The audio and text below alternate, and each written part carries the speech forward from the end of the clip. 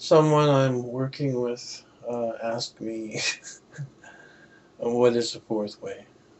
So this is for him. It will have a long runway, and it will be covering many interesting categories of thought, as well as the entire mind calendar and things like that.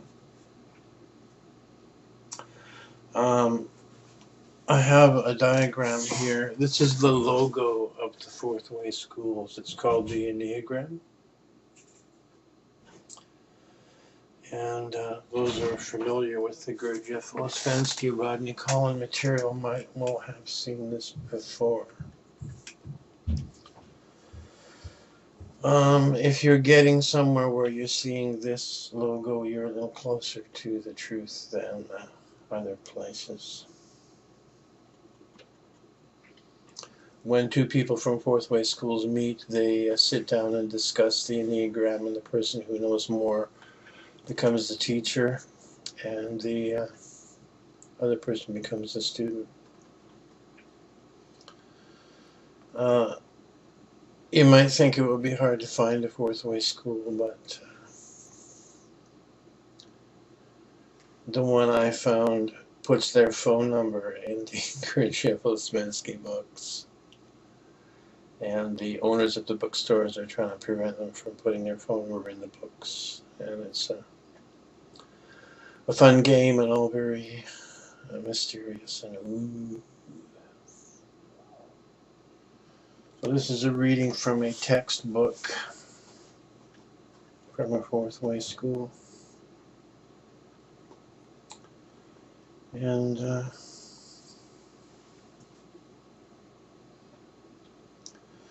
one of the first things that Ouspensky talks about is learning to think in categories, or learning to think in new categories, or even that there are categories.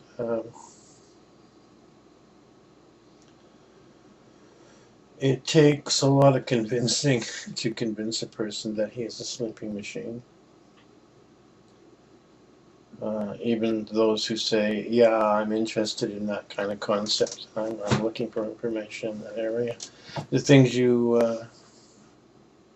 have to do are, of course, uncomfortable because you're working against your mechanicality. And that's not what people have in mind when they're chasing esoteric material. So I have a friend who said, I don't mind working, but not if it's going to be hard. So this is a large section which I'm going to read. I think if a book is read by someone who actually understands the material, it has a little more impact than someone reading it for the first time. So we begin. How can we regard the time of a civilization? Perhaps we may find some clue if we try to discover how a civilization is conceived and brought to birth. Men are its cells. In the last chapter, we came to the conclusion that there has existed a certain invisible category of men with conscious spirits, by virtue of which they are connected with other dimensions of the universe, and can influence and uplift tens of thousands and even millions of ordinary men. If we study the scale of history, we see that such men are to ordinary men as a sperm cell is to an ordinary tissue cell, and that they give rise to civilizations, just as spermatozoon, in its conjunction with the ovum, gives rise to a new human being. The life of such men represents the conception of a new culture. This does not, of course, mean that all men of this level of being found new civilizations any more than every sperm cell generates a man. The time must be right. The conditions and raw material of the surrounding world ready for germination. Nevertheless, in principle, such men, the microcosm, so to speak, of their own civilization, have the innate power of originating a new one. And if they do not generate the culture, they heighten its tone, vivify and regenerate it, exactly as does abundant sex energy within the body which produces it. In most cases, indeed, it is extremely difficult to trace a culture back to one man, just as it has proved practically impossible to study the history of the human embryo earlier than about 8 days, when it already contains some hundreds of cells. Moreover, it is a strange principle that the higher the level of the founder, the more historically unseen must he remain. So that of Jesus Christ, the greatest and most glorious of all founders, we have, apart from the Gospels, no contemporary trace whatever. If one higher man is to a civilization as a reproductive cell is to human life, then we should expect a similar multiplication of the different phases of the life cycle proportionately from one organism to the other. In man, gestation, childhood, and the full term of life last 10 months, 100 months, and 1,000 lunar months, respectively. Continuing this logarithmic progression, we may propose 100, 1,000, and 10,000 lunar months, or roughly 8, 80, and 800 years, as the corresponding phases of a culture. Remembering that the first, or period of gestation, is the invisible one, passed in the mother's womb, in the case of the embryo, and in some hidden incubation, in a monastery, in the desert, in some hidden school, or with some teacher in exile. In the case of the founder of the culture, then we see that these periods do appear probable enough. 8 years will be the period of gestation of certain basic ideas of the new culture. The founder works intensely on his inner circle of disciples or pupils, assimilating them, so to speak, to his own ideas and towards his own level of being. A teaching is formulated, scriptures are written, certain basic discoveries, inventions, or codes of law are achieved.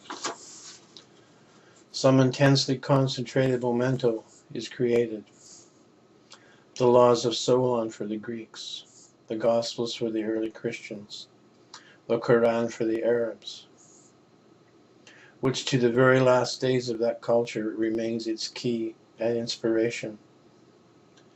The period of gestation of a civilization, it will be noted, is not the lifetime of the founder, but his phase of most intense creation and achievement.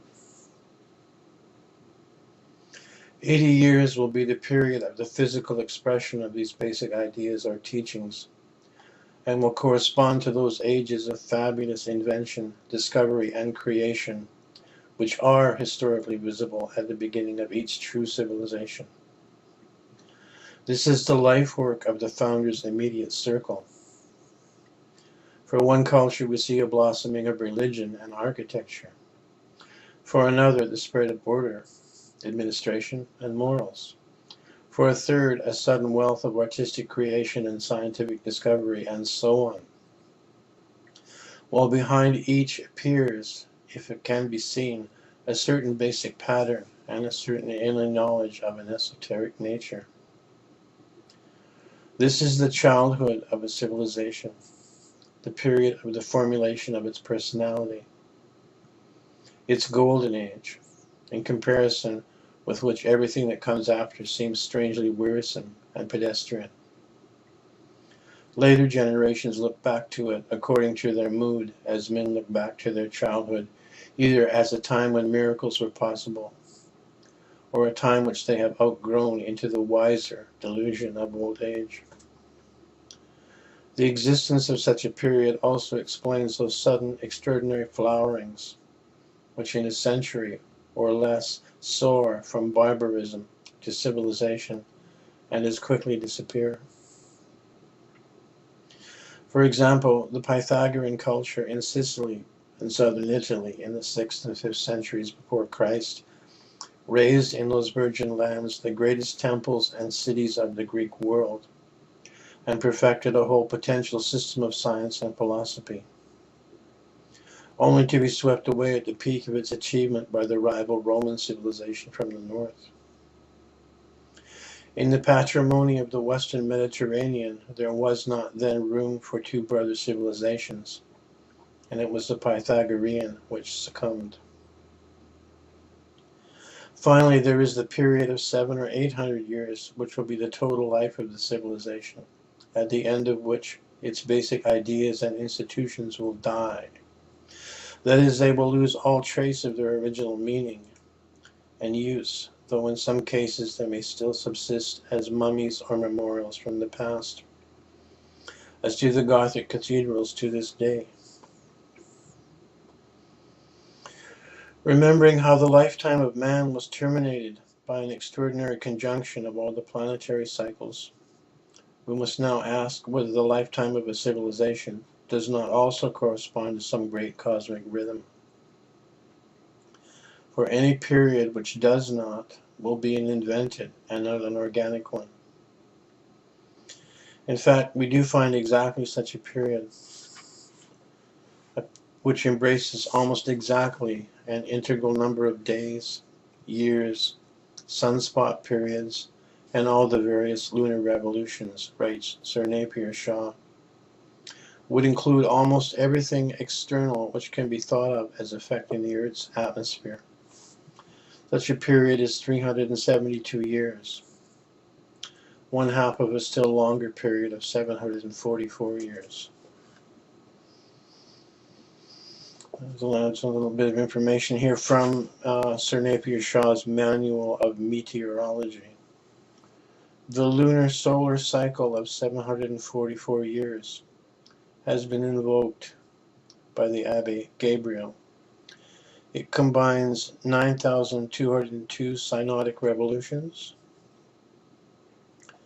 9,946 tropical, 998 draconite, 962 anomalastic, 40 revolutions of the ascending node of the lunar orbit, and 67 periods of sunspots.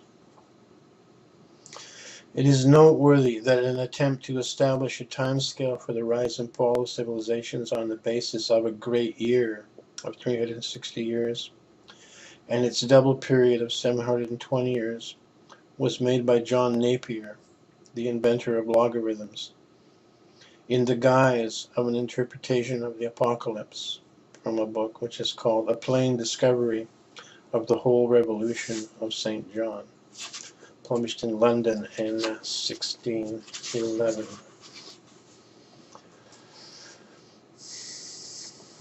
In a lifetime of 744 years, however, the elapse of half this period will mark the maximum growth, diffusion, power, and influence of the civilization, which will thereafter slowly decay and yield place to a new civilization, of which it is itself most probably the parent.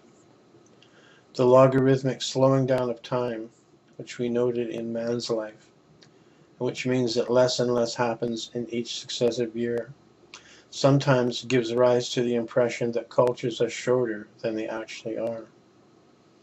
The new generation may prove so vigorous that the old becomes invisible, as a king, yielding his throne to his son and living in retirement, becomes invisible, though he is in fact still alive and his influence persists in a limited form. Today, for example, although the Renaissance civilization is but 4 centuries old, its outlook and institutions are already half eclipsed by those of its as yet unnamed successor. On the other hand, it often happens that history does not notice the birth of a new culture, and may link 2 or even 3 generations of cultures springing one from the other under one name. Thus, the early Christian, the monastic Christian, and the medieval Christian civilizations are usually regarded as one, although they have 3 quite distinct and clearly defined moments of birth, 3 distinct careers, and 3 deaths. In this way, a culture may appear much longer than it actually is. When one culture springs from another, it appears again to follow the analogy of the begetting of human children, and to emerge sometime in the 3rd or 4th century of the parent culture.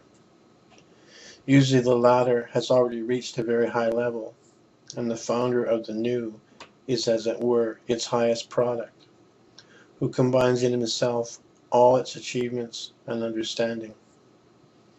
Gautama the Buddha, founder of the early Buddhist civilization, for example, was a Sakya aristocrat who united in himself, in the highest possible degree, all that heredity and education of his own time could give. And the same applied to Benedict, who would seem to be the founder of the monastic Christian culture in the 6th century AD. Very often, too, a marriage of elements from 2 distinct and geographically separated cultures is clearly traceable in the parentage of the new. Thus, the medieval Christian culture, although born in the 11th century from the body of the previous monastic Christian culture, shows every sign of having been fathered by new knowledge and influence from the brilliant Mohammedan culture flourishing in Spain and the Middle East. But the full development of this idea must await the detailed examples which will be given in the next chapter. Meanwhile, we may say that the conception of a culture, like the conception of any other living creature, requires that 2 factors meet in the right conditions and at the right time. First, there must be a fertile and virgin soil in which either no previous civilization has grown, or in which such earlier civilizations have died away, leaving it fallow once more. Except in very rare circumstances, a new culture cannot grow in the place of an already existing one. It must have free place, fresh soil. At the same time, this soil must show signs of springtime. It must have a natural warmth and vigor of its own, which will germinate whatever is planted in it. It must be rich, healthy, and fertile. All this refers to the passive, the feminine factor in the conception of a culture, to the soil in which it shall be planted.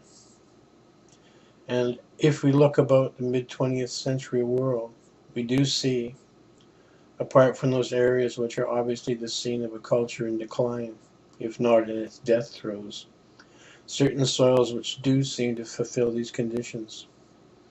Such a country as Mexico, in which the bones of the ancient Aztec and Maya civilizations have long since been washed clean, in which the pseudo-culture borrowed from colonial Spain has died away, and yet where a tremendous and new vitality begins to awake, certainly seems ripe for impregnation. What we cannot calculate or foresee, however, is the active element in this begetting of a culture, the masculine germ, for as we said, this can only come from a very high level of esoteric school, and in the person of an actual and extraordinary man, a founder of conscious spirit. Such impregnation we cannot stimulate. We can only wait and watch, assured by history that somewhere and somehow the birth of a new culture must already be prepared. The man who wrote this book actually did settle in Mexico. And the Fourth Way School I found was in the middle of California. And I met someone else who said he'd been to a Fourth Way School in California. I said, "Oh, you must mean this one." He said, "No, I was in Los Angeles." So there may be something brewing in that northern Mexico, Southern California region. This is the next part. This is called The Soul of a Civilization, the Four Ways. We took as the essence of man the whole stream of his blood, from conception to death, and all the influences that it bore. And his soul as the sum of all the energies that make for consciousness in him. The total of all those moments in which he was really conscious of his own existence and of his relation to the universe around him. Now, just to flesh that out a bit, if you take a human body with blood flowing through it, you must remember that that body is spinning around 700 miles per hour around the Earth for 80 years. And if you were able to take a computer and make a moving graphic of what that would look like, that is what is being meant here. The whole stream of his blood from conception to death. It's about 80 years. And all of the cosmic forces and gravities that would penetrate that thing. This is called the long body. And there are the long body of the blood, long body of the man, long body of the earth. That's something that spins around and then goes around the sun as a lifestyle. And it's also the long body of the sun, long body of the galaxy, long body of the universe. And when you look at the long body, you can see the living being itself.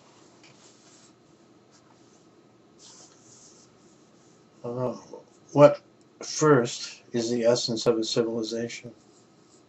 In a poetical or artistic way, it is not difficult to recognize that each culture has its own characteristic nature, its inner essence.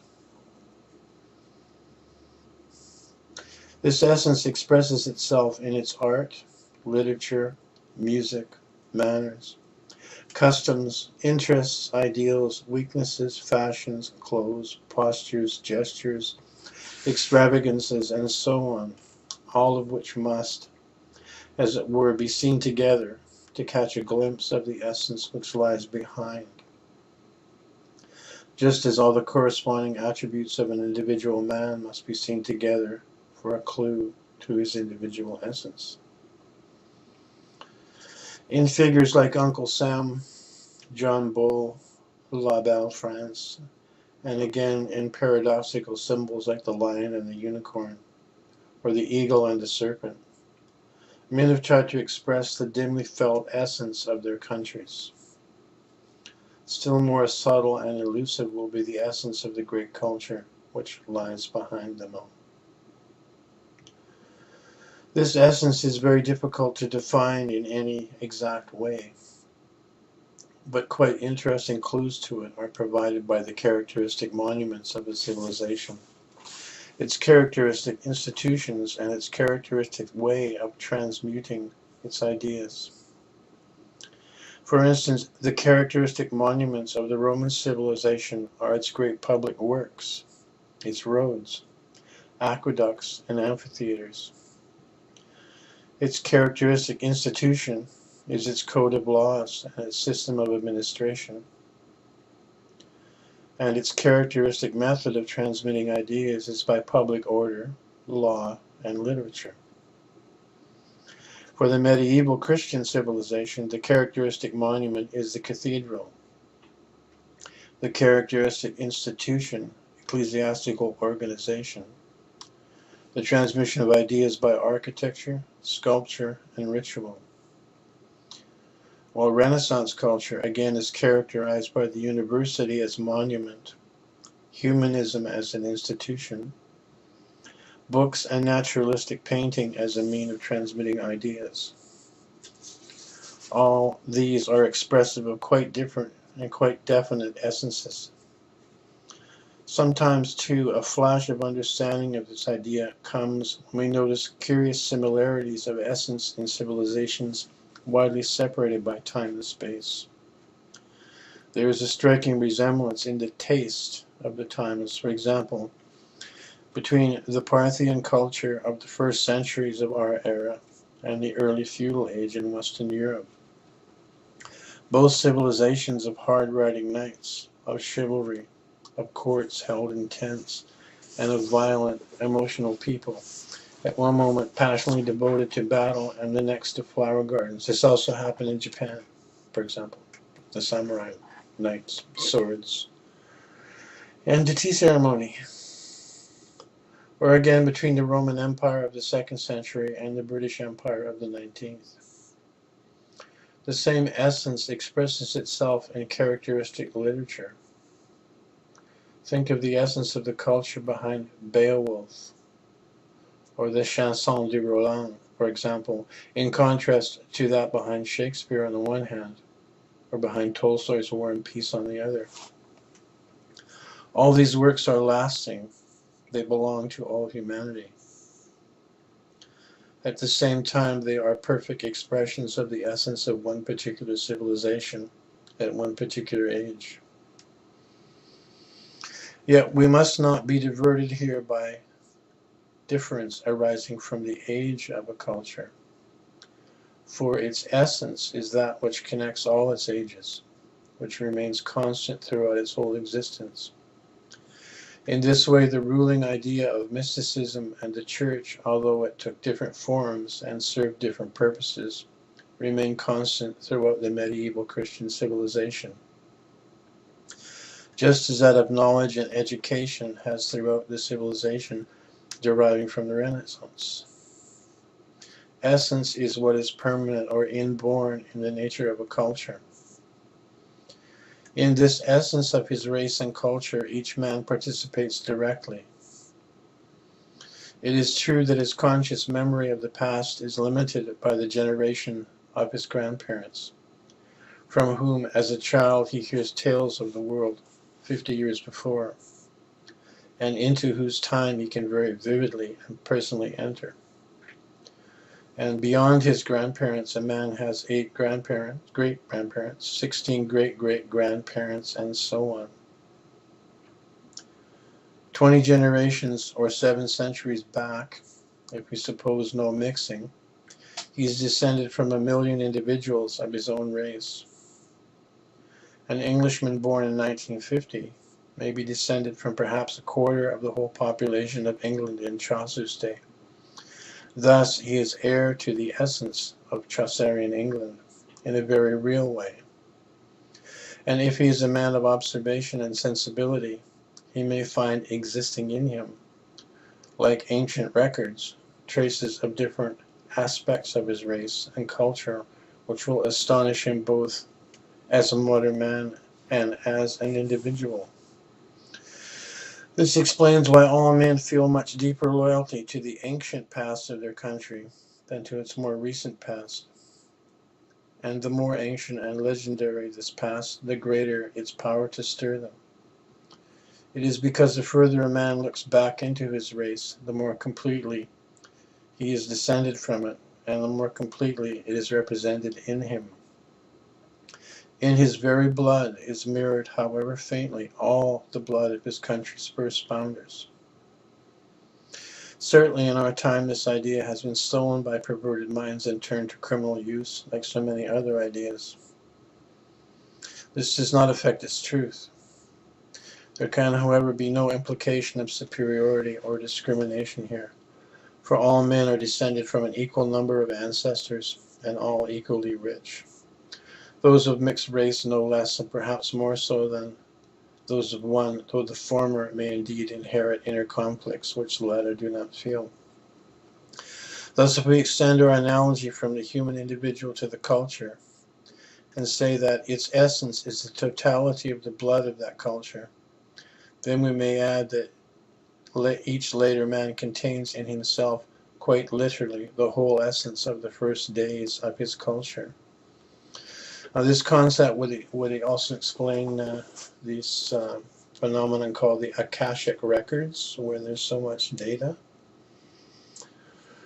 The whole track of people on this planet is all one history, And the whole track of the DNA line in this universe is also a continuous history, and that's what you're accessing when you see the Akashic records. The people who were Europeans and first came out of Africa about 500,000 years before a second wave came out, and they had changed color and changed size, but they were originally from Africa, and the second wave of people came out from Africa and wondered, who are these strange looking large white people? And those were the Neanderthals, and they were either absorbed or wiped out by the second wave of humans coming out of Africa, and that second wave populated the whole earth.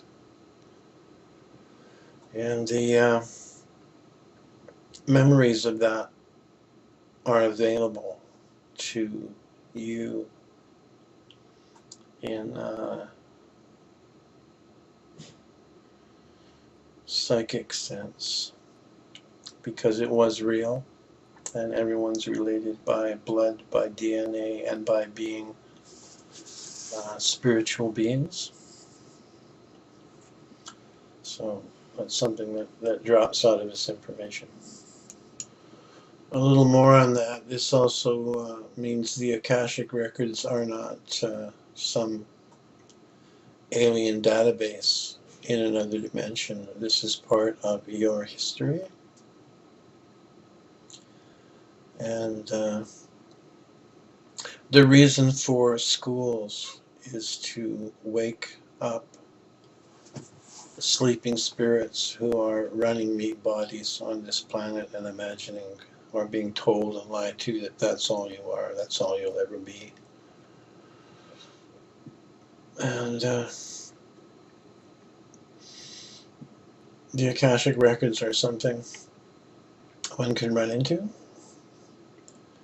but it's not from a level above you, it's from your past, so don't be overawed by information you find there or beings you may meet there.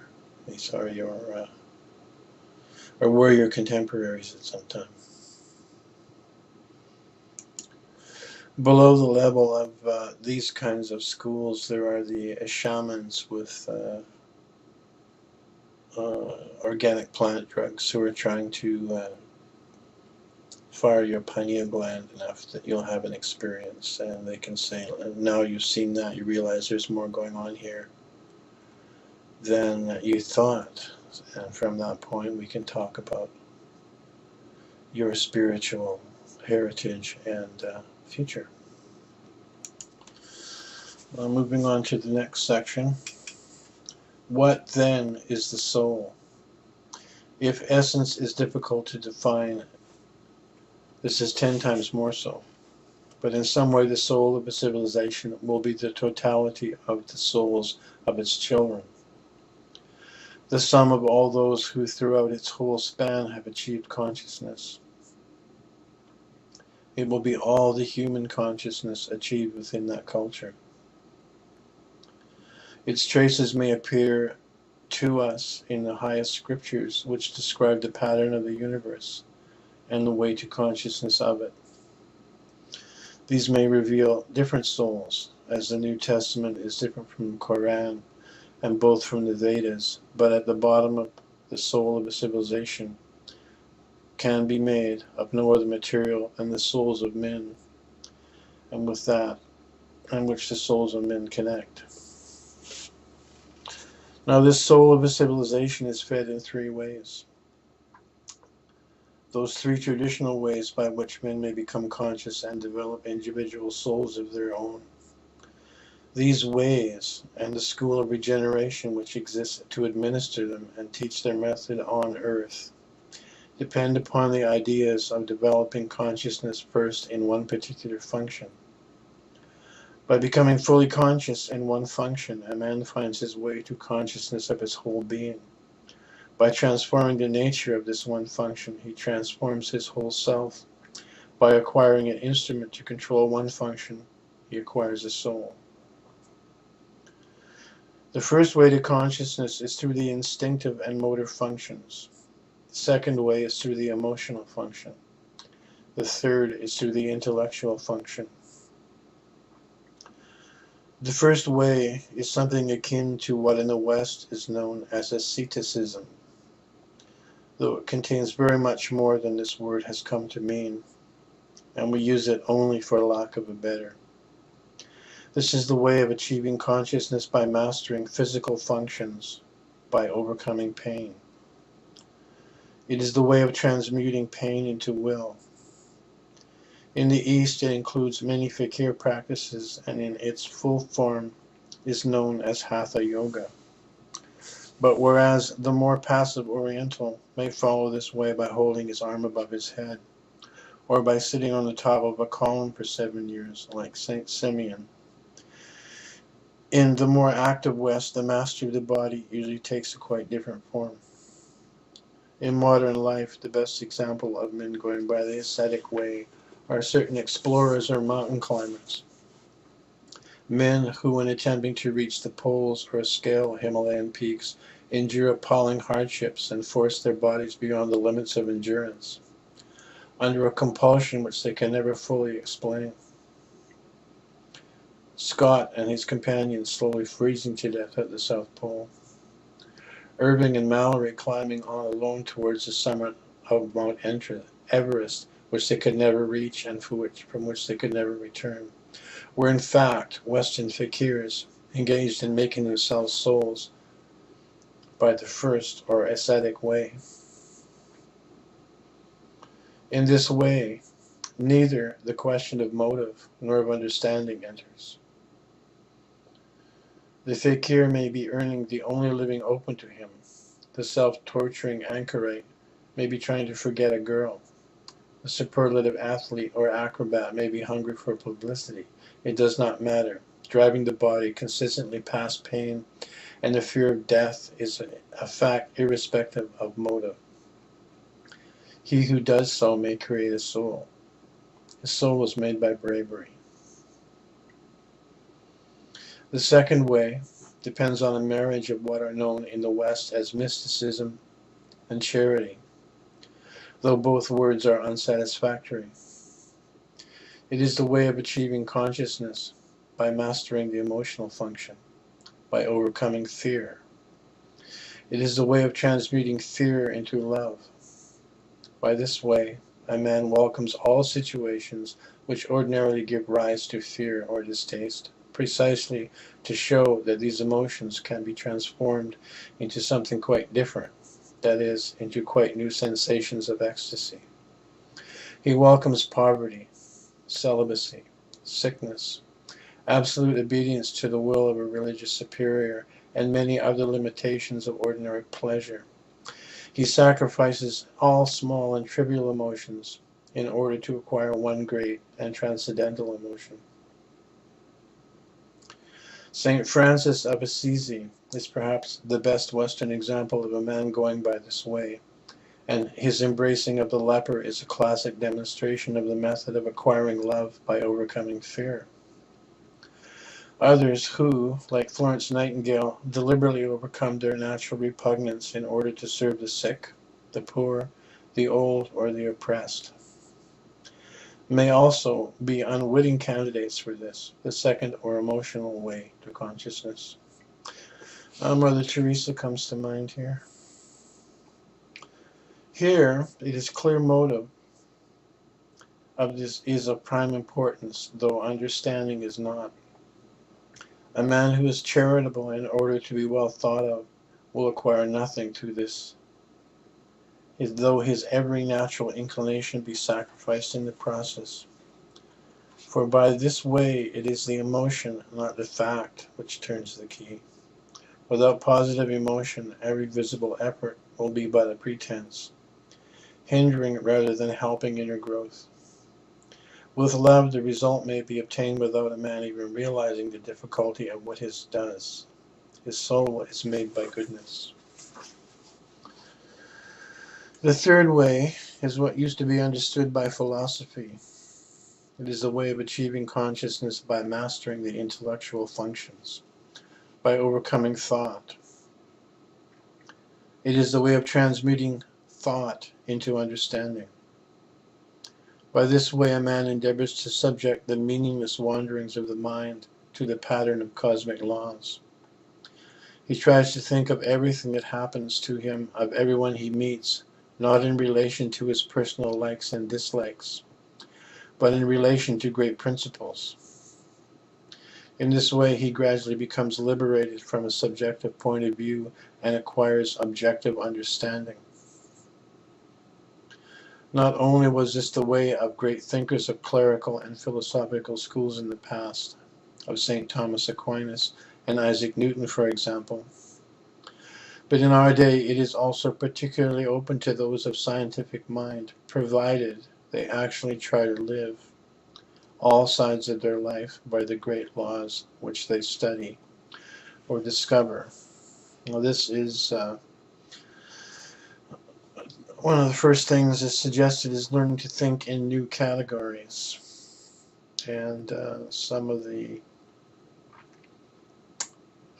fundamental laws of this universe are given, and you look for their manifestations in your life. And to succeed in this way, a man must understand what he does and why. He must sacrifice self-deception, prejudice, and inconsistency. His soul must be made by wisdom. Thus we see that the three ways, asceticism, charity, and philosophy, not only produce separate schools of their own, but may also be followed by independent individuals having no outward connection with any school at all. And again, they may be included in separate orders in some great historical schools, such as the Roman Catholic Church. In this case, however, we usually find the ways in one or another combination. Perhaps we may say that the order founded by St. Francis attempted to combine asceticism with charity. That founded by St. Ignatius Loyola to combine asceticism with philosophy. That founded by St. Vincent de Paul to combine philosophy with charity. And perhaps we may also add that the highest point reached by such orders was when, knowingly or not, they try to combine all three ways. By enabling men to create souls of their own through conscious work on the different functions, by enabling them to create three different kinds of souls, so to speak, these ways do literally feed the great soul of their culture. Indeed, they provide the three kinds of nourishment which this great soul requires exactly as food, air, and perceptions, digested by different functions, provide the three kinds of nourishment required by the body. Just a small note there, this perceptions are a food. That which you see and hear are part of what the body needs. And especially perceptions are used to create two higher bodies, which don't occur naturally, the higher emotional and the higher intellectual. So food goes in here, gases go in here, impressions go in the eyes and the ears. These are the three types of food. That's one of the thinking in new categories. And then you've got to look at what kind of food are you giving yourself? What kind of gases are you giving yourself? What kind of impressions? Are you watching horror movies, or are you looking at great art from the Renaissance, for example? Back to the text. There is, however, a fourth way, about which much less is ordinarily known. This way consists in mastering instinctive and emotional and intellectual functions at the same time, in transmuting pain, fear, and thought into their higher counterparts of will, love, and understanding simultaneously.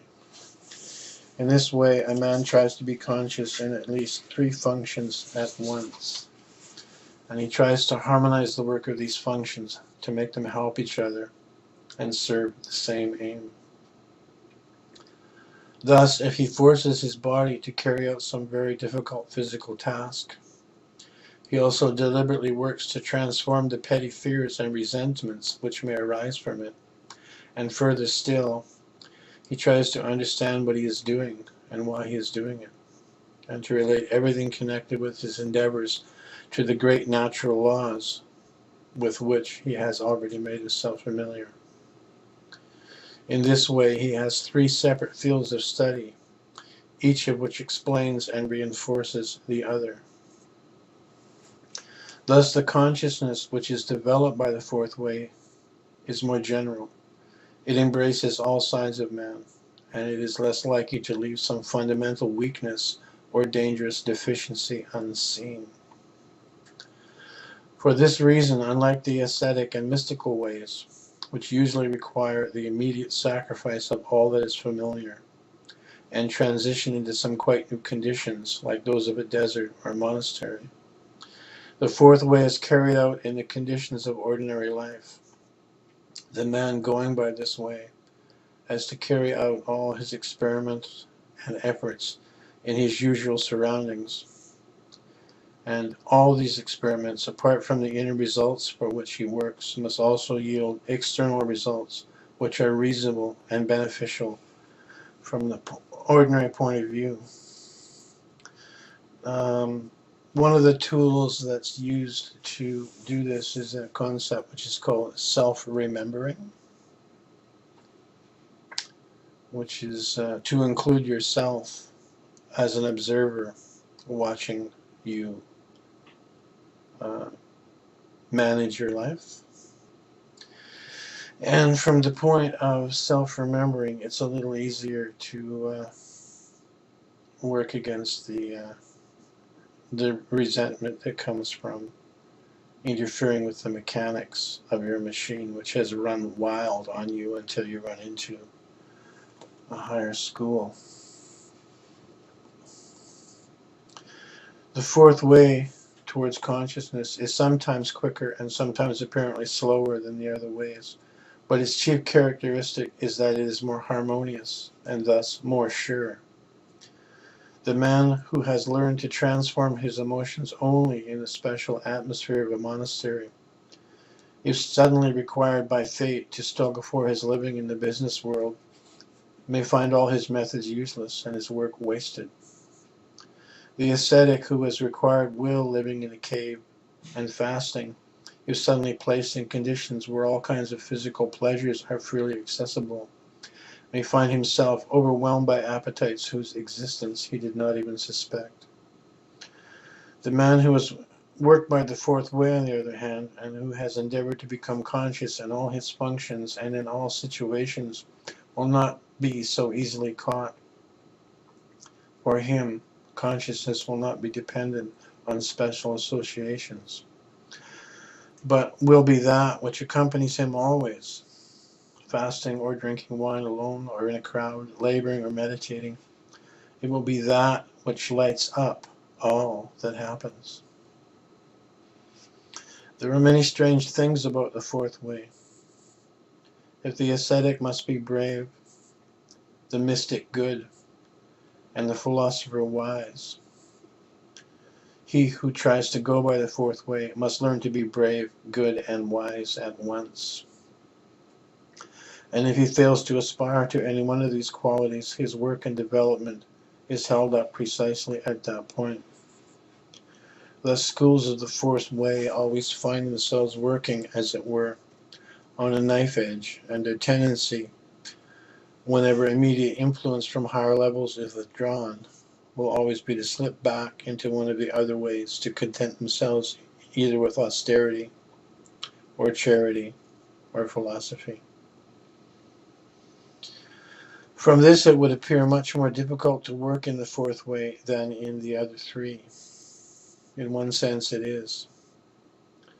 He who tries to go by it is constantly finding himself losing the thread, which has no dogma, method, or belief, can be assured to him. On the other hand, for many people, the fourth way represents the only way open to them. For no other way will accept them as they are, or show them how to pass through and transmute the interests, loves, longings, weaknesses, and habits which they are quite unable to abandon at one blow. Schools of the fourth way have existed and exist, just as schools of the three traditional ways existed and exist. But they are much more difficult to detect because, unlike the others, they cannot be recognized by any one practice, one method, one task, or one name. They are always inventing new methods, new practices, suitable to the time and conditions in which they exist. And when they have achieved one task which was set them, they pass on to another, often changing their name and whole appearance in the process. Thus, schools of the fourth way were undoubtedly behind the designing and construction of the great Gothic cathedrals, though they had no special name and adapted themselves to the religious organization of the time. For a time the Cluniacs sheltered them, for a time the Freemasons. In the 17th century, similar schools were responsible for much of the new scientific and medical research, sometimes under one name and sometimes under another. In the 18th century again, fourth way schools borrowed many of the discoveries of Greek and Egyptian archaeology to clothe their ideas and organization, while some of their leaders, in order to penetrate the luxury-loving and sophisticated circles where they had to do,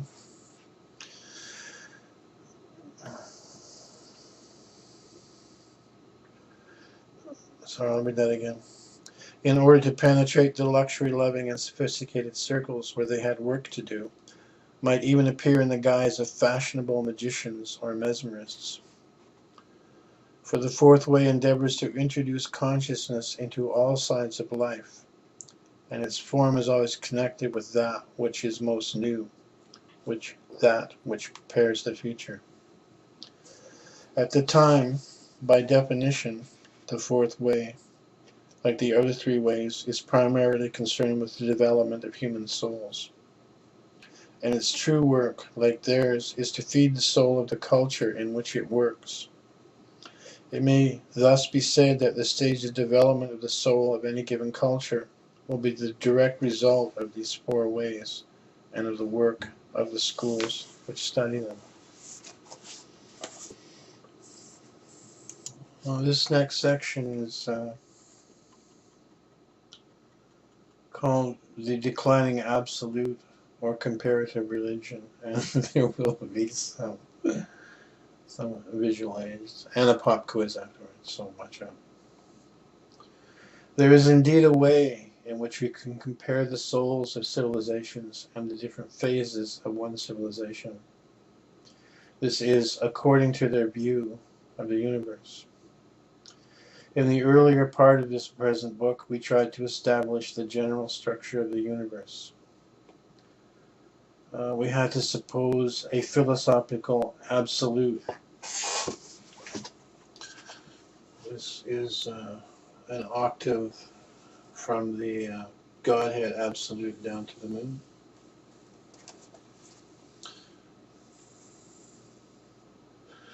We had to suppose a philosophical absolute in which swam, so to speak, infinite numbers of galaxies. Similarly, within our own galaxy or Milky Way swam innumerable suns. Within our solar system swam planets. Upon the surface of our planet, the Earth, swam the world of organic life. Within this world of organic life swam individual man. Within man's cells, within cells molecules, and within molecules electrons. And inside these smaller particles, with string theory, we're now finding that it just continues on into smaller and smaller regions. One of the reasons for working on yourself is in a physical body, you're under 48 laws. If you can move your endeavors into what's called the astral body, there's only 24 laws operating, controlling you. This is the higher intellectual center um, here on 12 laws, same as the sun, which is a 12-step chemical process, and the fourth body, you're only under 6 laws, and this is where you're out traveling between the stars. This octave also, this is the Enneagram again. This is a diagram of how forces in all of these cosmoses work, and interposed around that is the law of octaves. And I hope you'll be able to see this by blowing it up. This is esoteric information. There's law of octaves is an 8-step process that is one of the laws of the universe, and there are intervals here at near the end and near the beginning. These are difficulties which you run into, and working with fourth wave principles, this is what you would be working to not get upset about something that is a natural law. And then this is a diagram of the law of octaves placed onto the Enneagram. Now, it's not important that you know what these things are right now. I have a series called The Real Cosmology Parts 1 and 2 where I explain all this, so you can go there for a complete explanation of the technology.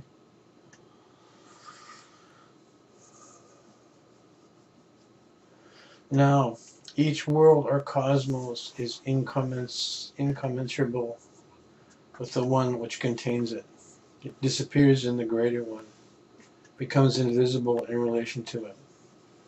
The higher cosmos contains infinite possibilities for the lower, is God for the lower. In this sense, every world may be taken as an absolute or God for the smaller scale or entity. Yet man, by his extraordinary complex nature, is apparently endowed with the power of apprehending not only the world immediately above him, that is, the world of organic life of which he forms a part, but many higher worlds, the earth, the sun, the Milky Way, and he can even philosophically suppose an absolute of absolutes, so that man has many absolutes or gods from which to choose. The reason you can do this is you are a spiritual being which participated in the creation of this and other universes, so you know all about it, and are in the same pattern of it. The man who wrote this book was probably not quite there at the time that he wrote this book. There is a fifth way to do this, which I'll get to at the end of this presentation. If we now consider different civilizations and even different peoples within the same civilization, we see that in a general way man is set as absolute. That is, his conception of God now higher and now lower in the universe. At various times, often at the beginnings of a civilization, attempts have been made to spread the idea of an absolute of absolutes, an abstract and formless one, but this idea is evidently impossible for ordinary use, for immediately any name or attributes are attached to it, or it is associated with a particular heaven or heavenly body, it has already descended to another level. And since no general worship or study can be carried on without names and images, the level of God is completely out of range of man. Occasionally we find a galactic absolute, like the Egyptian Khafra, creator of the gods themselves, or like Shiva, in a twinkling, whose eye passes the whole life of the solar system. Well, that's a reference to time scales, the shortest moment of perception is always disguised as something like a spark. This twinkling would be the shortest moment of perception. for probably the galaxy. And the whole life of the solar system is but it's just a flicker to this larger being. It's not able to see it as more than we would see fireflies at night. But such a conception is still much too difficult for ordinary men, and never passes beyond the priesthood or Brahmin caste. Usually at the very outset of each civilization, along with the abstract ideas, a more possible absolute is set at the level of the sun. Men can feel the warmth and light of the sun, understand their utter dependence upon it intellectually, study its nature, and emotionally rejoice in it as the source of life, seasons, the beauty of color, and so on. According to our study, they may even attain its nature, so that often a deification of the sun gave men a real and living absolute, which would command their worship in a very immediate way. Ra in Egypt, Apollo in Greece, Baal in Syria, Tonatiuh in Mexico, and Indra in India were gods set at such a level. At other times, often in a later and already rather degenerate stage of civilization, general worship began to shift to the level of the planets or to the earth itself. In the late Greek and Roman worlds, in the late Middle Ages, and particularly in many 17th century sects, planetary beings became the highest concept or absolute, and from the ideas of the interplay of their influences, or of using the workings with these influences in some way, arose the pseudoscience of magic. The prevalence of ideas of magic is nearly always connected with polytheism inherent in taking the planets as God or absolute. I have a book which is called an Encyclopedia of the Occult, and I thought it was a book you could read, but it's actually an encyclopedia. So I went through it, and there was absolutely nothing of any use or genuine technology in the whole area of magic. And all of those things that go bump in the night, and mushrooms and poisons and witches and warlocks and the evil eye and curses and all that stuff. It was all BS designed to use as a control mechanism on other people. Because there were no streetlights back then, and it was very scary at night. Carrying on. At a still further stage of degeneration, usually to be seen in the descendants of ancient civilizations who now exist as savages, the highest powers are associated with manifestations of nature, thunder, rain, forest, mountains, and so on. That is to say, with the world of organic life, the next above man. This is to place the absolute at a still lower level. In this way, we have a scheme for the study of comparative religion, and we also see that the development of each civilization is usually accompanied by a degradation of the idea of the absolute to ever lower and lower levels. On the face of it, it seems absurd, since later men could presumably look backwards and see higher conceptions revealed behind them in history. But a curious trick of human psychology makes the downward transition quite simple. These higher conceptions, seen through the distorting lens of time, appear to more degenerate man as superstition, and applying his names to them, he remains entirely satisfied with his own level of understanding. We spoke of savages who took the world of nature as absolute or God. There is, however, still another stage of degeneration, particularly prevalent in our own age. This is expressed by the acceptance of man as absolute or God. That is, in taking ordinary undeveloped man as the highest being or power in the universe. This is, of course, quite distinct from the idea of saints, for saints immediately presuppose a God or a much higher power for whom the saint acts as intermediary.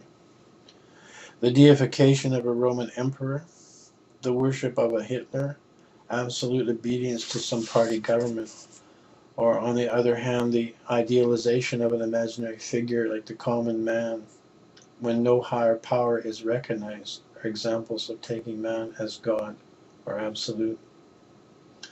Below this lies only the nightmare of superstition, by no means unknown today.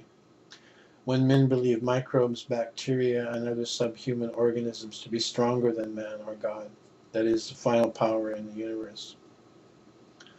All this is usually indicative of the workings of the pathological or criminal process in the body of a civilization. And that is what is occurring in 2012 on planet Earth. This is the workings of the pathological or criminal processes in the body of a civilization. For the characteristic of this process, as we saw much earlier when considering it in the solar system and in man, is wrong relation between the parts and the whole.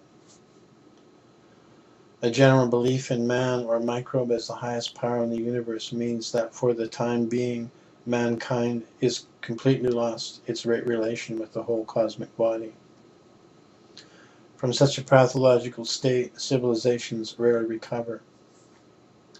And it is then time to reconstruct everything from the beginning, for a quite new civilization to be born.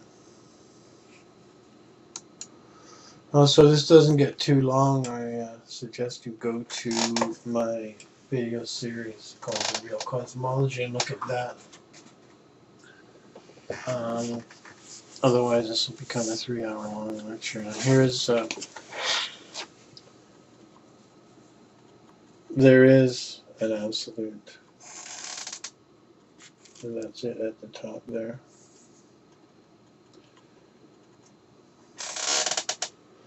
Oh, this is esoteric symbolism, and we'll start at the absolute,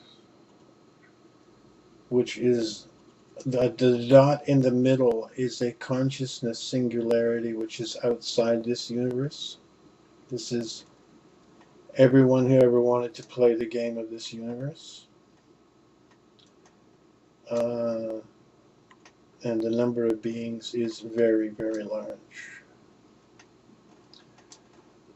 This is what happened before the Big Bang. The willpower of all of those beings created the game of this universe. And remember, Einstein said if all the real matter in this universe was collected in one place, it would be the size of a pea.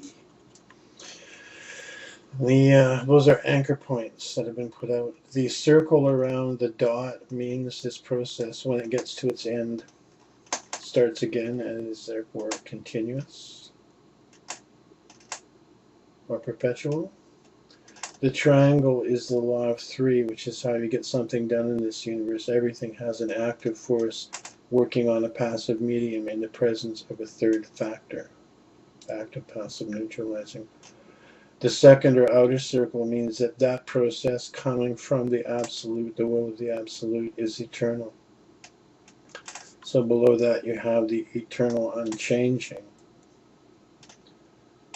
which is the dot, which represents the power of the unified consciousness, and the two circles. And that is the starry world, or all of the galaxies.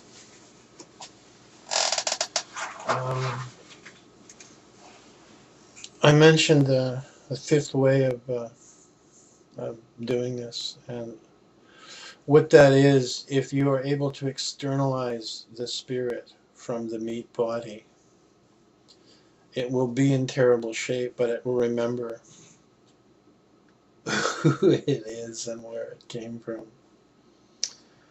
And from that position, it is able to mostly heal itself, and with a little help. And that's what the group I'm associated with does. Originally, a spirit individual unit was about the size of planet Earth, and its power was measured in light year kilotons per microsecond. And what we have here is that being pounded down to the size of a Bic lighter inside a rock mass the size of the continental United States. Thinking, I'm okay, this is okay with me. And hacking your way out of that position is the province of a fifth way school. And it's not hard, and it can be very humorous, because the only way you can trap a being like that is with his own agreement, which means he was stupid at some points.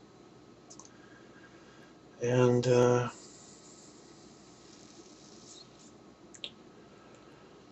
I haven't seen anything.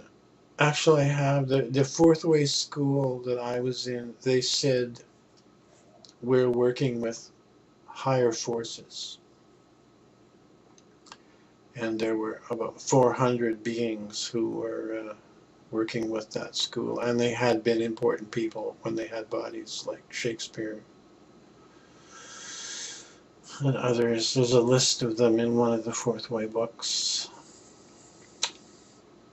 And more were being created all the time. And their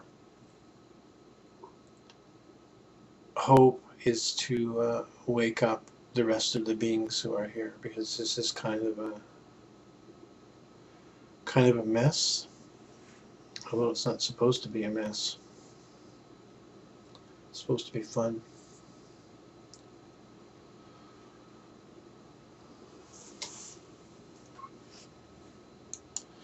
And when I was in my second esoteric school, I said, what's going on? Where does this all go? And the leader said, well, we're working for this off-planet or non-corporeal group of beings called higher forces. There's the same term again. So you won't see that very often, but there are higher forces here helping us. And the I'm going to say debacle that's going on here, which is why the repair will not be able to be stopped.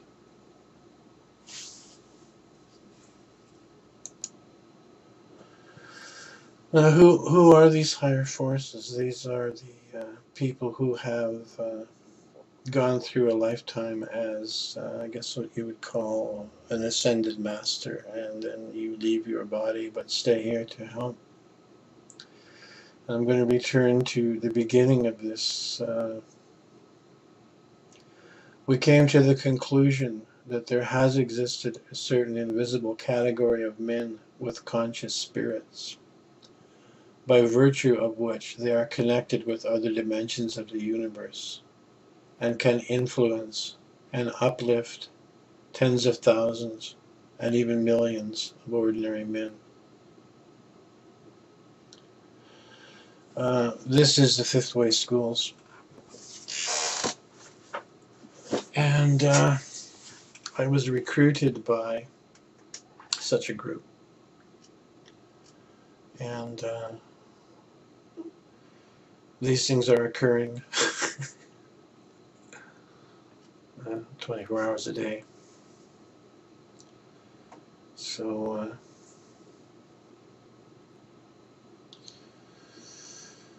take heart. There's the game. The game is afoot.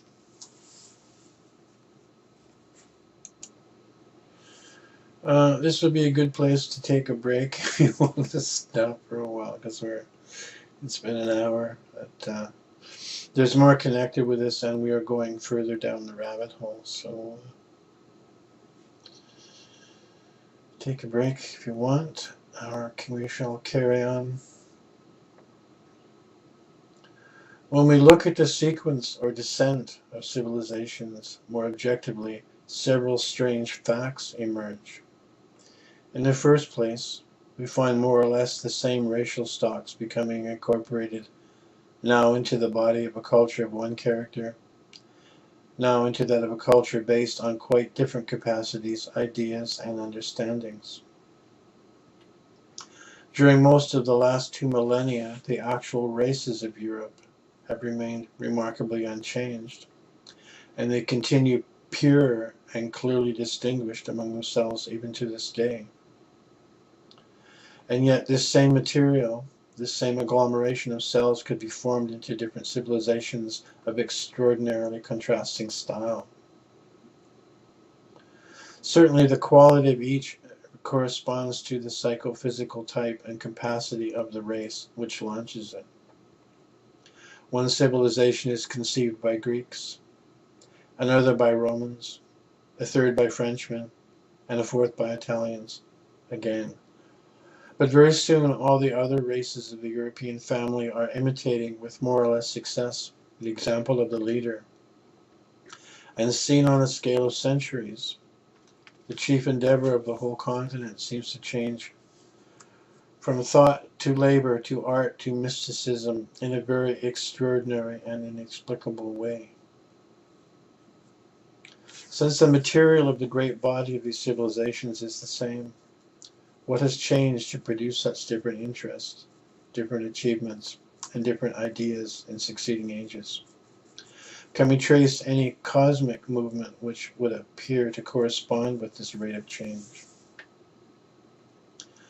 When we were studying the times of the universe, and time is breath, that is the secret, we came to the conclusion that the time of a solar breath was reminiscent of the period of the precession of the equinoxes, during which the Earth shifts around its axis round a complete circle of fixed stars.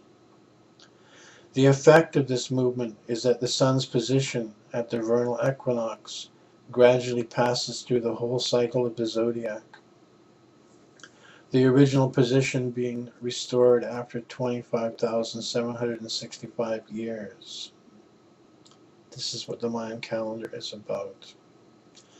Thus, the signs of the zodiac used as mathematical divisions of the sun's course no longer correspond to the actual constellations which go by these names, for the latter have, so to speak, been left behind.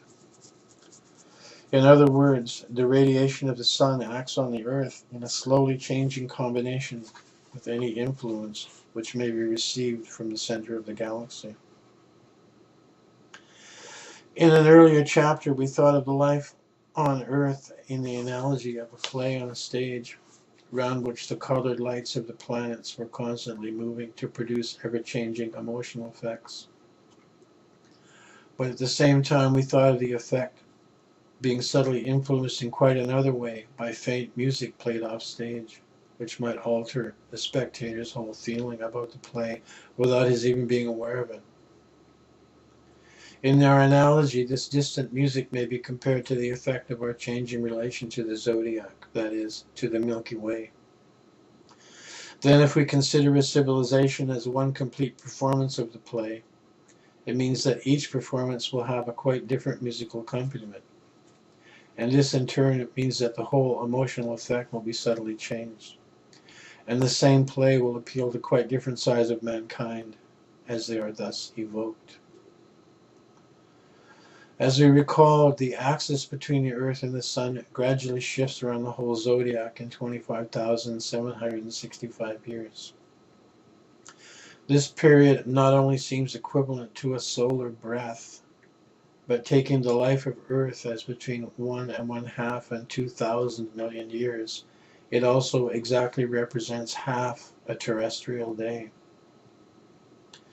Thus, the time this axis takes to pass through one of the zodiacal signs, that is, 2,150 years, will correspond to a certain hour in this great day of the Earth. And like an hour of morning, noon, or dusk in the ordinary days of men, each cosmic hour will have its own quality, its own possibilities, and its own emotional appeal. Moreover, if we regard this earthly hour of 2,150 years as forming an octave, Each note of this octave will last just over 300 years. These 3 centuries seem to correspond to one generation of culture, that is, to the time between the birth of a civilization and the moment when, having reached maturity, it in turn gives birth to the new civilization which will supplant it. In this way, we see that the octave of European civilizations, which bridges the last 2,000 years, may in some way represent the effect in the world of men of the 7 successive notes of a terrestrial hour, and theoretically a chain of 84 such civilizations might span a single day on the scale of the Earth. Beyond the European cycle we are familiar with, it is certainly difficult to establish anything very definite, though an earlier octave, perhaps even 2 octaves of civilization may be discerned in Egypt, and there are traces of other millenniums of culture in America, China, India, and Mesopotamia.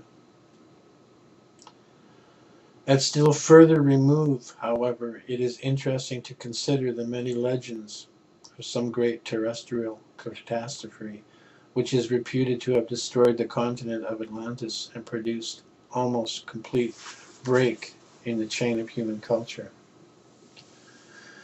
Today, the comparison of astronomical, geological, archaeological, and mythical evidence seems to confirm such a catastrophe and to place its date somewhere around 11 or 12,000 BC. At that remote period, the sun stood at the vernal equinox, not in Pisces or Aries, as it has in this last age, but in the sign of Libra.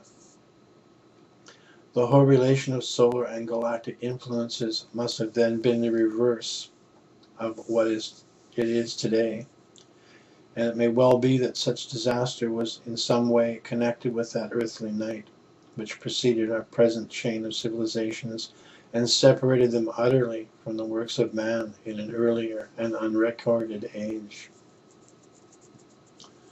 Some modern scholars have tried to explain this break in human history by cosmic or astronomical cataclysm. The Viennese cosmologist Hans Horbiger, developing a theory that large planetary bodies tend to capture smaller ones and at length disintegrate them, has suggested the breakup of some satellite previous to our present moon to be the cause. Velikovsky, on the other hand, claims that the Earth has changed its orbit and magnetism. Venus become transformed from comet to planet, and Mars passed within sparking distance of the Earth, all within historical times and with historical results. Such theories are inadmissible in their present form because they regard the solar system as a meaningless play of flying balls in which every traffic accident due to drunken driving is to be expected. If the idea of a living cosmos is accepted, then physical captures and collisions are no more likely between planets in the solar system than they are between organs in the human body, and for the same reason. Yet clearly a physical break exists in the story of mankind. We have 6,000 years of history, perhaps 10,000 more of legend. Beyond, darkness. Then, far farther back, once again, clear traces of men we can recognize and to some extent understand.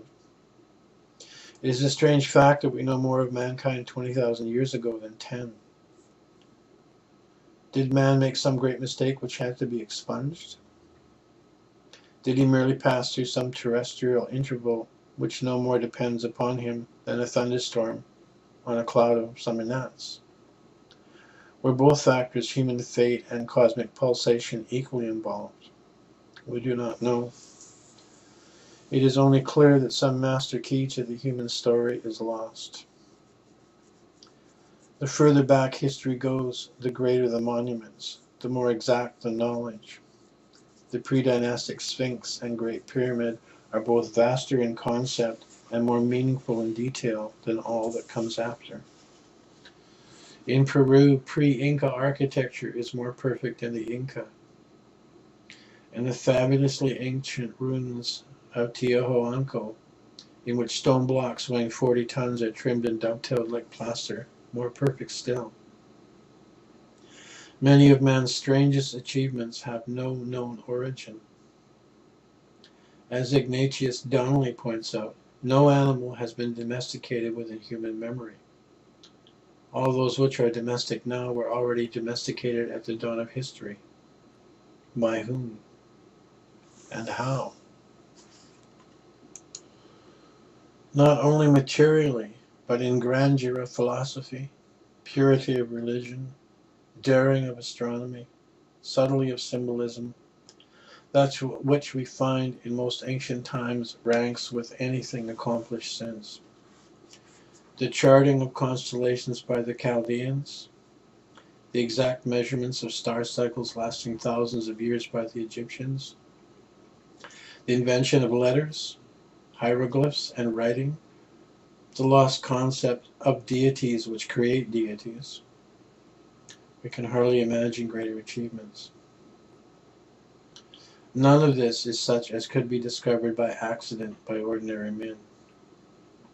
All bears the imprint of conscious school.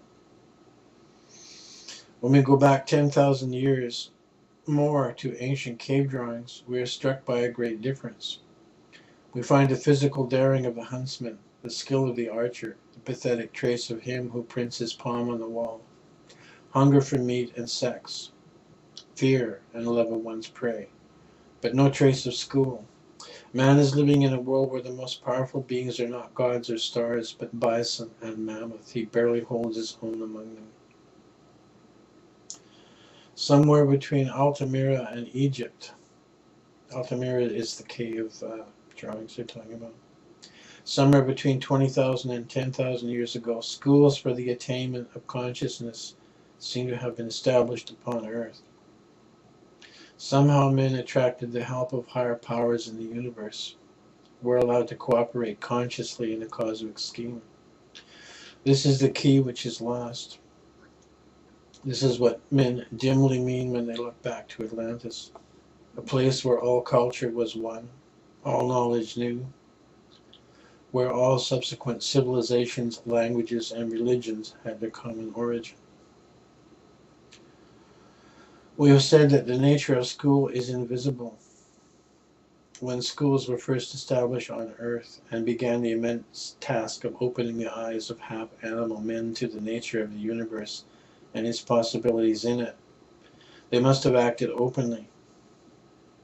Such men could have not responded otherwise. School has been made invisible since. For some cosmic reason, all traces of its first launching of conscious human effort have been wiped out. And ordinary man has been allowed, perhaps even encouraged, to think that he did everything unaided. This is part of his test, part of his possibility of reaching independent understanding. Study of the most ancient cave drawings teaches us something more. These, apparently the first artistic traces left by man on Earth, date from the so-called period about 40,000 years ago. They show us ponderous mammoths, rooted like trees in their immobility, a reindeer skull with antlers, meandering lines which could be tracks through the forest, heavy hands, the gross torso of a woman without legs. All is heavy, static, patiently rooted, as though forever in the earth. A lunar, lymphatic world. The words come unbidden. Half of the whole span of time, man elapses before us, before we come to the next, or Magdalenian period. In the same or similar caves in France and Spain, notably Altamira, we find drawings of a completely different character. Here everything is in most violent motion, a bison convulsed in its death throes, the galloping of hooves of a stampeding herd, wiry men running poised, tensing their bows, letting fly their arrows. Even to look at these drawings communicates action, tension, headlong movement. It is a mercurial and purely thyroid world. When we compare these first men, whose whole life was rumination, and the second men whose whole life was action, with those of our own day in whom thought is so evidently dominant, a most striking idea begins to develop. Could it be that in the history of mankind, different functions were stimulated in the same order and the same way they are in the life of individual man?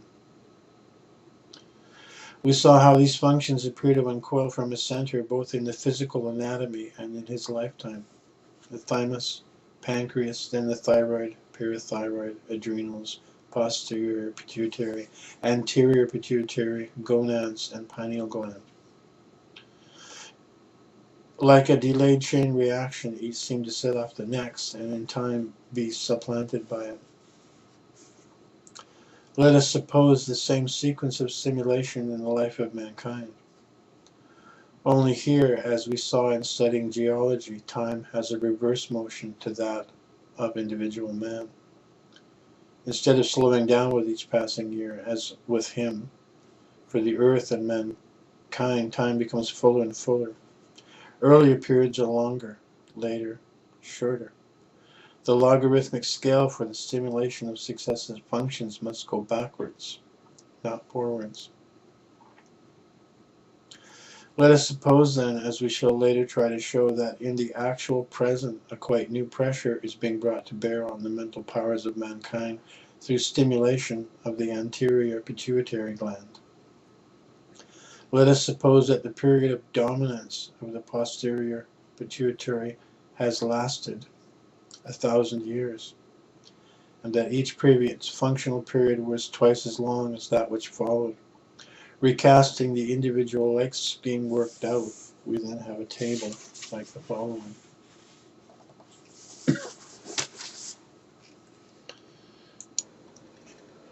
Well, this is a picture of the chart.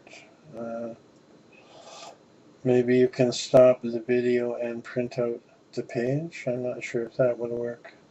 Something else that will apply here is Ian Lungold's lecture on the Mayan calendar, which talks about ages which are very long in trillions of years, coming down to hundreds of thousands, 2000s, right up to the last few minutes of 2012. And that's the concept that I'm headed for here.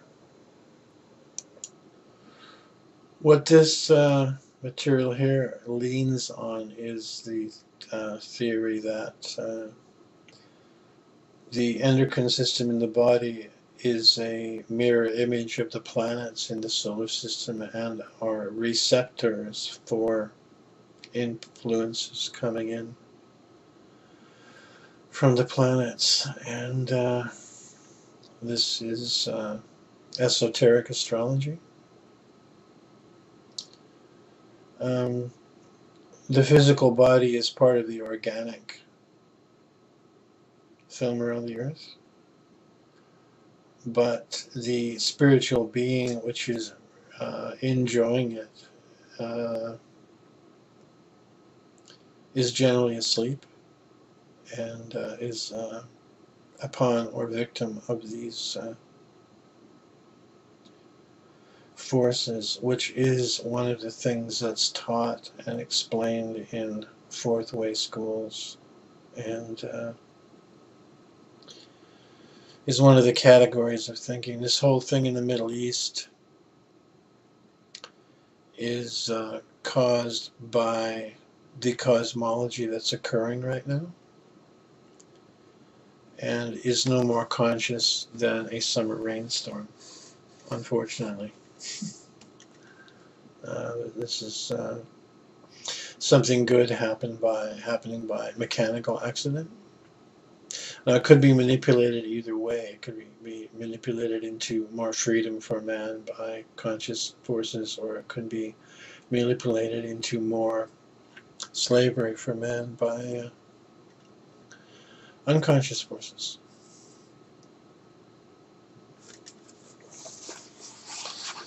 So carrying on here. Evidently, it is difficult to embrace in one vision all the traces of man in a certain age in all parts of the world and come to a clear conclusion about the special functional understanding which he then enjoyed. But the Agricarian period, as we saw, is strangely lymphatic, meaning the lymphatic gland. The Magdalenian, strikingly mercurial. The great slow master building civilization of Egypt, Sumer, and ancient India, which were brought to birth about 500 BC with copper tools, do have all the characteristics of poise, solidity, and tranquil growth, which we associated with the parathyroids and Venus. Again, the invention of iron weapons about 1000 BC does seem to usher in a period of passion, turbulence, and change, which breaks up the fixed forms of the ancient world and fills Europe, the Middle East, and China with martial alarms for 2,000 years. And yet again, the last millennium has produced and reconciled a jovial profusion of achievement in all the physical, emotional sides of life in a way the world has never seen before. Such a table refers to the growth of mankind, not to its regeneration, to its growing up, not to its growing good or wise. This is not the place to develop the idea in greater detail, but one aspect of it is important. In the individual life, we found the periods of the pancreas and the thyroid to be prenatal, belonging to gestation.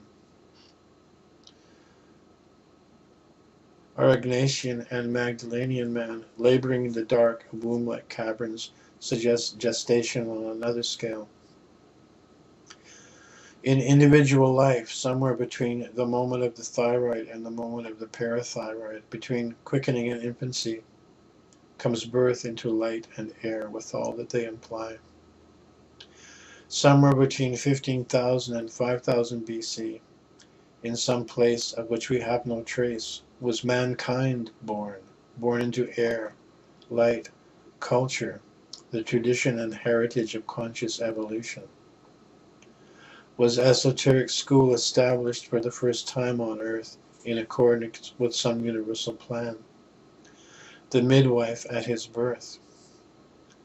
What was the birthright, and who the witnesses? These are among the greatest questions that can be asked, and it is the dim presentiment of them that even today lingers about the word Atlantis.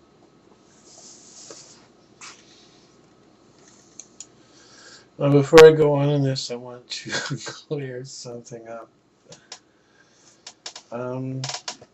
This universe is a gang space created by quadrillions of beings. And it's created by just wishing for it or postulating it. There are many other universes clustered near this one. There's more than 3 for those of you who discovered the one above and the one below. There's 24 in a grouping here, and there is a large group of clusters. And the universes are different games. What makes this place odd is what's here are broken pieces from the game being played in this universe. It's like checkers or chess. When your piece is conquered in the game, they take the piece off the board and put it off to the side. And most of the beings on this planet are the broken pieces and have, through memory erasure, been robbed of their memory of the past.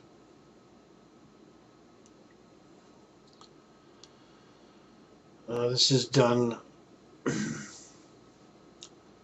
with, for lack of an exact way to say this, let's say an electronics, so the power of a radio station applied to a spiritual being at frequencies very close to what the spiritual being is, and you're able to produce horrific effects on the spiritual being. That may not seem possible, but that's the level of development of technology in the game. And be that as it may, the main problem with that is nobody thought about how do we undo this.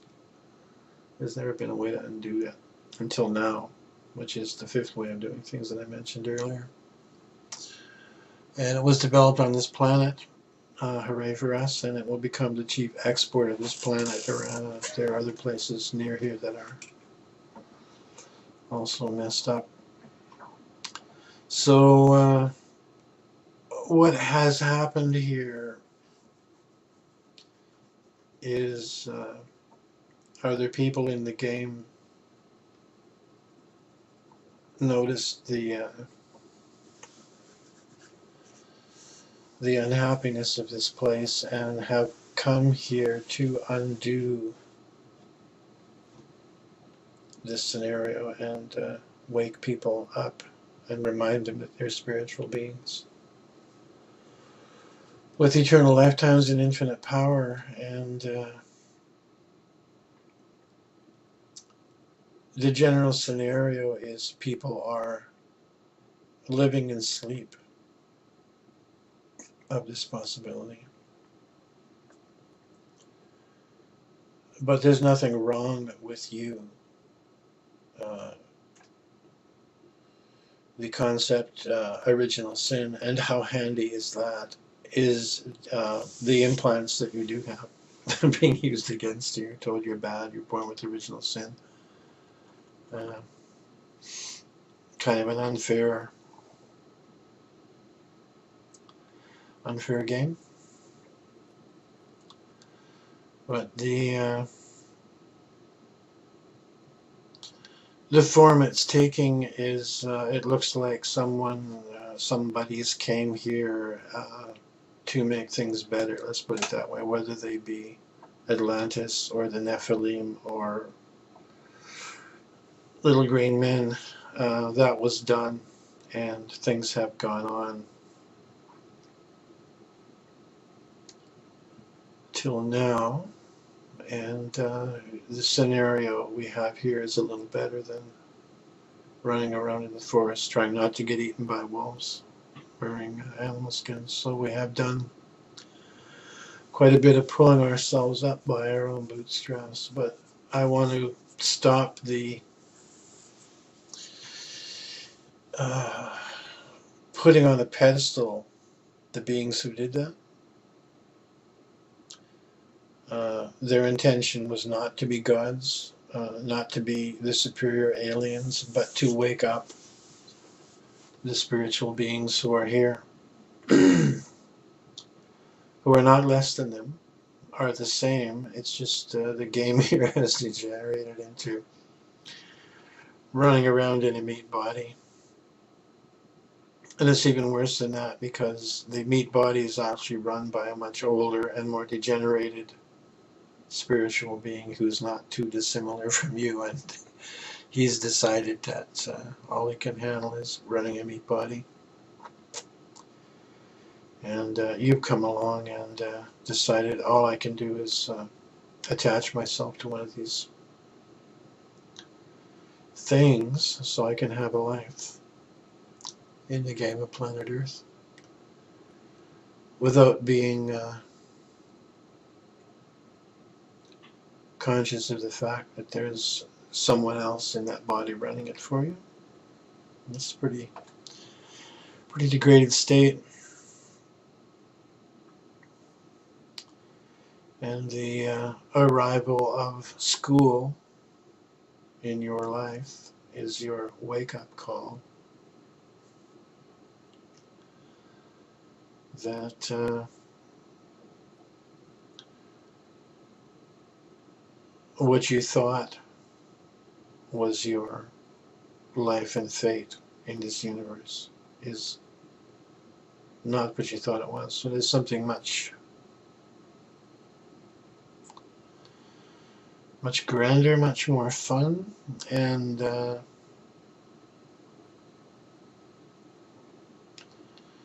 the 2012 date, if it is anything special, would be a point where those who woke up in this little piece of the game decided to either move up to the next level and go somewhere else, or move up to the next level and help get the rest of the people here out of this degraded place in the game. And that may take, maybe waves are taken out every 25,000 years, and that's the way it has to be. I don't know, but that would be a scenario.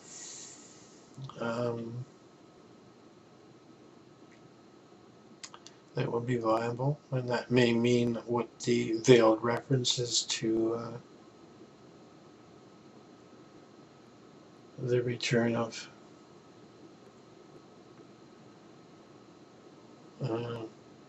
the influence of Jesus Christ school, and a lot of people moving off into a better place or heaven at the end of the age rather than end of the world. There's a misquote in translating the Baba where Jesus supposedly said, "I'll be with you to the end of the world." He actually said, "I'll be with you to the end of the age," which is coming up, the end of this year. So there have been, since we don't know what happened more than a few hundred years ago, it could all be lies. A lot of forces telling you that you are unworthy. This is completely untrue. And I invite you to read the books I suggest and think about these materials, and take a look within and do a handshake with yourself rather than being attached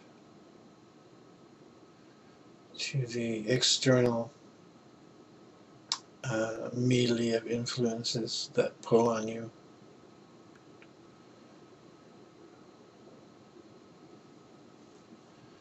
It is literally and actually an illusion. It's a group agreement, and it's a big game and a lot of fun, or a lot of terror, but it's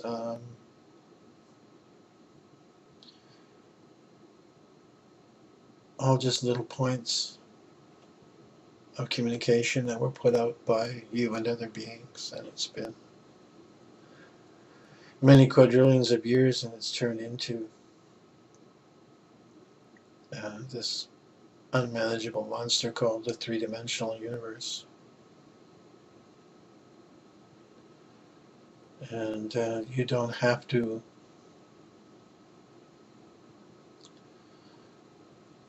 fight with it. You can take a step back and just watch it occur, and try to have a good time. Love other people. Love yourself. Pull back from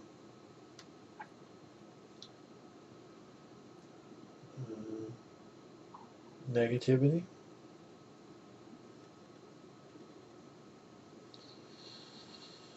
There's a concept, one of the fourth way tools is called unnecessary suffering.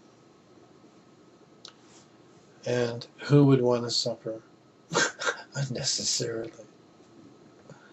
This is one of the categories of thinking.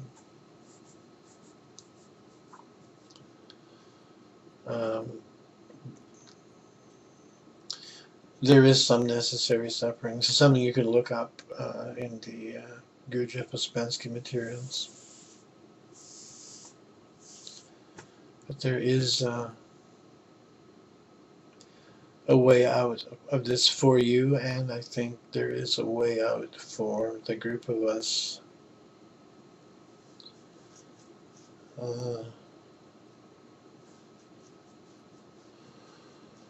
Over the next 10, 20 years, you won't recognize this place. It'll be like we imagined, we would imagine it to be.